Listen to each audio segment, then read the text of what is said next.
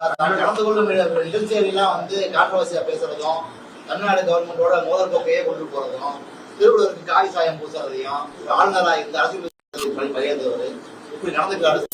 அதை பத்தி நீங்க எப்படி சார் நீங்க பாக்குறீங்க? ஆளுநர் வந்ததுல இருந்து அப்படிதான் பண்ணிட்டு இருக்காரு. ஆளுநரோட இது மாதிரி நடவடிக்கைகள் உண்மையாவே அவர் மாத்திக்கணும். ஏன்னா ஆளுநருங்கிறது மத்திய அரசாங்கத்தோட பிரதிநிதி. அதனால மத்திய அரசாங்கம் இப்ப கூட பாத்தீங்கன்னா மதுரையில அரிட்டாப்பட்டி போன்ற இடங்கள்ல மக்கள் விரும்பலன்னா அதை விட்ரா பண்றாங்க.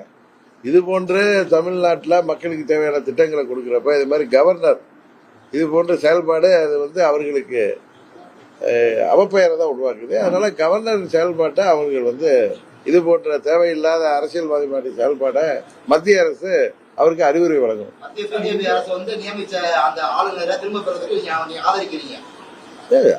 அவங்க இதை மாதிரிதான் ஆளுநர் இருந்தா ஒரு ஆளுநர் இது போல தேவையற்ற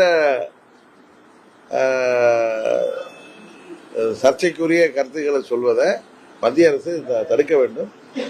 அவர் அதுல சரியா வரலன்னா அவங்களுக்கு அதிகாரம் இருக்கு அவரை விட்ரா பண்றதுக்கு. அதை ஏன்னா அவங்க நலன்ல அதை செய்யணும்.